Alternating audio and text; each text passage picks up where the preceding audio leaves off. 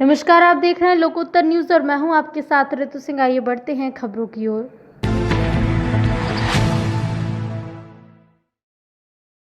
नमस्कार, आप देख रहे हैं न्यूज़ 100 लाइव। मैं हूं आपके साथ ऋतु सिंह। प्रयागराज के अतरसुइया थाने के अंतर्गत युवक की हत्या। पारिवारिक जनों का आरोप है कि पैसे के लेन देन के चलते हत्या की गई है। अतरसुइया थाने की मीरापुर चौकी के पास एक युवक की घायल अवस्था में पड़ा पाया जाता है तो पुलिस के द्वारा उसे कॉलवन हॉस्पिटल ले जाया जाता है, जहां डॉक्टरों के द्वारा उसे मृत घोषित कर देते हैं। सूचना पर पहुंचे परिवारजनों का रो रो कर बुरा हाल है। वहीं परिवारजनों का कहना है कि खुर्शीद नामक युवक, जिसने की बिजली विभाग में नौकरी के नाम पर किसी व्यक्ति को 1,70,000 दिए थे, इन रुपयों को दिए तकरीबन 1 साल बीतने वाला था, लेकिन ना तो नौकरी मिली और न ही पैसे हाथ में आए। पारिवारिक जनों के अनुसार उन्होंने बताया कि पैसे लेने वाले युवक ने आश्वासन दिया था कि अगर नौकरी नहीं लगी तो उनके पैसे वापस कर दिए जाएंगे, लेकिन उस युवक के द्वारा काफी समय से केवल टहलाया जा रहा था। परिवार ने जब पैसे को लेकर दबाव बनाया तो उसी के द्वारा इस तरह के कृत्य को अंजाम दिलवाया गया है या दिया गया है। वहीं मौके पर पहुंचे सर्किल ऑफिसर के द्वारा बताया गया कि युवक को गोली लगने की जो सूचना है वो पूर्णतया गलत है। अभी प्रशासन इसकी पुष्टि नहीं करता। जब तक पोस्टमार्टम की रिपोर्ट नहीं आ जाती तब तक इस बात की पुष्टि करना सही नहीं होगा।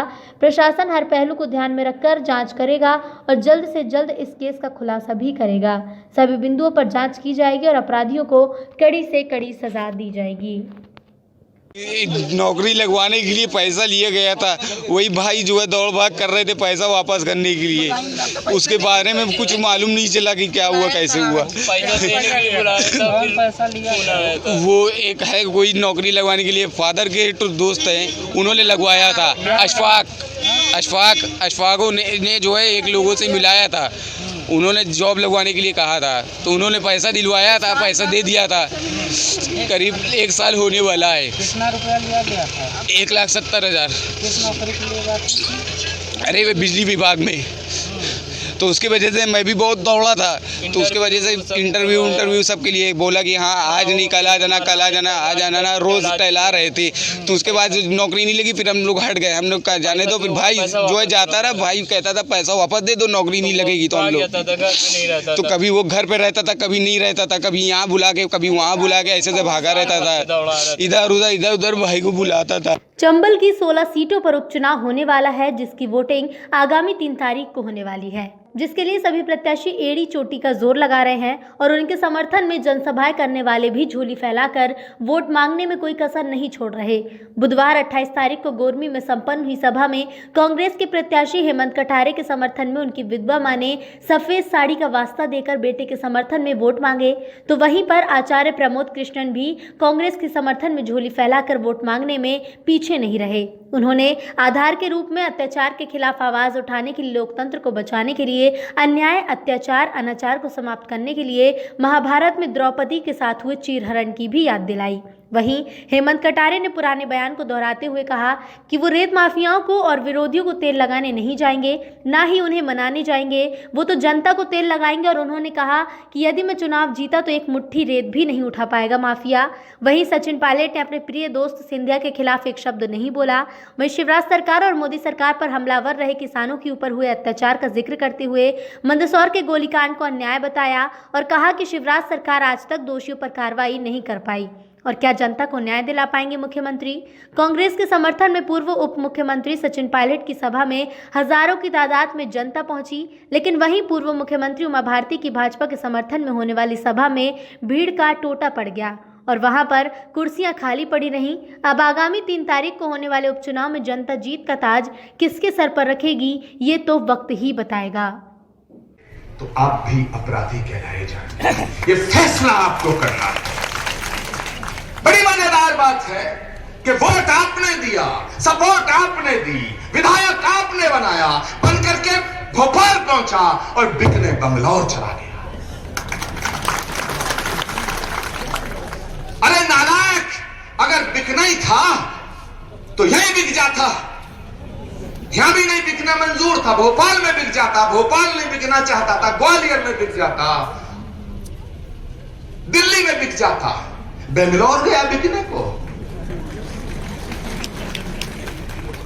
न घर न मकान न कोई ठिकाना, फिर भी 125 शातिर अपराधियों के जमानत गिर बन बैठे। 125 शातिर अपराधी फर्जी जमानत पर बाहर होने की जानकारी से पुलिस प्रशासन के होश उड़ गए।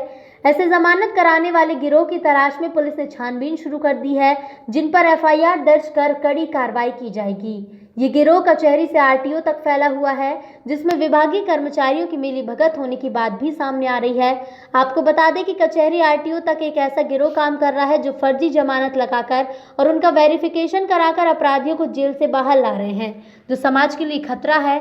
फर्जी जमानत गिरोह की जानकारी होने पर पुलिस प्रशासन ने कार्रवाई करना शुरू कर दिया है। ऐसे फर्जी जमानत गिरोह की तलाश पुलिस ने शुरू कर दी है। पुलिस अधीक्षक पश्चिम का कहना है कि गिरोह के सदस्यों की तलाश के लिए पुलिस की कई टीमें बनाई गई हैं, जो फर्जी जमानत गिरोह का पता लगाएंगी। उन पर कार्रवाई की जाएगी। जमानत पर बाहर आए अपराधियों को जेल भेजा जाएगा। विभागीय कर्मचारियों की मिलीभगत सामने आती है तो उन पर भी एफआईआर दर्ज कराया जाएगा। पुलिस अधीक्षक पश्चिम ने बताया कि गिरोह कचहरी से आरटीओ तक चल रहा है। कुछ तथाकथित वकील पूरे पेशे को खराब कर रहे हैं, फर्जी तरीके से जमानत कराकर अपराधियों को बाहर ला रहे हैं। ऐसे लोगों पर कार्रवाई होनी चाहिए। बार एसोसिएशन के पदाधिकारी भी चाहते हैं कि वकील के पेशे को कलंकित करने वाले तथाकथित वकीलों पर कार्रवाई हो, जो गलत तरीके से जमानत कराने वाला गिरोह चला रहा है। वरिष्ठ अधिवक्ता अनंत शर्मा ने बताया कि ऑनलाइन वेरिफिकेशन प्रक्रिया होती है, उससे भी जांच कराई जाएगी, जिससे कि फर्जी तरीके से वेरिफिकेशन वाले ग्रुप का भांडाफोड़ हो सके। समाज के लिए खतरा बन चुके शातिर अपराधी फर्जी जमानत पर जेल से बाहर हैं। ऐसे अपराधियों पर कार्रवाई की तैयारी शुरू हो गई है। इसके साथ ही फर्जी जमानत लेने वाले गैंग के सदस्यों को भी चिन्हित कर कार्रवाई की जाएगी। अब देखने वाली बात होगी कि ये कार्रवाई कब होती है, ये बड़ा सवाल है। जमात के बाद मामला संज्ञान में जो फर्जी तरीके जमात से बाहर, क्या ऐसा पूरा मामला है और क्या कार्रवाई की जाएगी?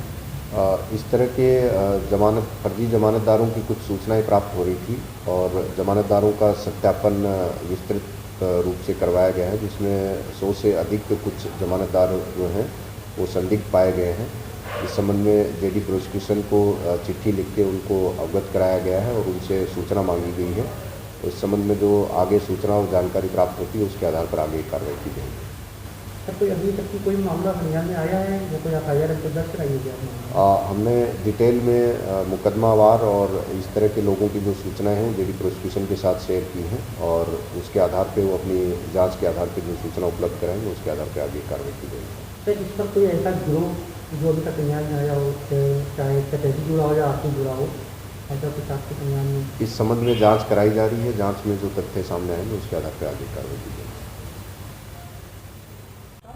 मेरा नाम अनंत शर्मा एडवोकेट है। ये बताइए, एक मामला चल रहा है कि कोर्ट कचहरी कुछ ऐसे लोग सक्रिय हैं जो फर्जी जमात जेल लगाकर जमात दिलवा अपराधियों को, क्या कहेंगे इस मामले पे? इस पर तो संबंधित कर्मचारियों और यहाँ पे जो एक जाल बिछा हुआ है उन वकीलों की सबसे बड़ी भूमिका होती है। संबंधित कर्मचारी अगर चाहे तो नंबर 1 पे आज तो कंप्यूटर का ज़माना आ गया, ऑनलाइन ज़माना है, पेपरों की ऑनलाइन सत्यापन भी होते हैं, परंतु कर्मचारी और यहाँ के जो साठगांठ चल रहा है, जो जाल चल रहा है, उनसे मिली भगत करके इस तरह के अपराधी जो हैं वो बाहर हो जाते हैं। तो ऐसे लोगों पर जो जमात से बाहर हैं और जो लोग संलिप्त हैं, इन पर क्या कार्रवाई होनी चाहिए? क्या कहता है? कोर्ट के पास अगर इस तरह की रिपोर्ट आती है तो कोर्ट उन सबके खिलाफ NBW जारी करके उन्हें पुनः न्यायालय में तलब करेगा और तलब करके उन्हें पुनः उसी मुकदमे में जेल भेजेगा और कोर्ट के साथ फ्रॉड करने के उसमें एक मुकदमा उनके खिलाफ दर्ज होगा। आप कानूनी बार के सदस्य रह चुके हैं, तो क्या बार की तरफ से क्या कार्रवाई करने के लिए? बार की तरफ से अगर ये संज्ञान में आता है तो बार के पदाधिकारी श्योर इस पर संज्ञान लेते हुए कार्रवाई करेंगे। 125 शातिर अपराधी इस टाइम फर्जी जमानतों पे बाहर हैं। ऐसे में फर्जी जमानत लेने वालों पर पुलिस ने कार्रवाई करना शुरू कर दिया है। ऐसे में SP वेस्ट अनिल कुमार ने सख्त तौर पे कहा है, जो फर्जी तरीके से ज़मानतें लगाई गई हैं, जिन पे ज़मानत ली गई हैं, ऐसे लोगों पर कार्रवाई की जाएगी और जो अपराधी इस टाइम बाहर हैं उनको भी चिन्हित करके जेल भेजा जाएगा। कानपुर से जय चौधरी, NN24।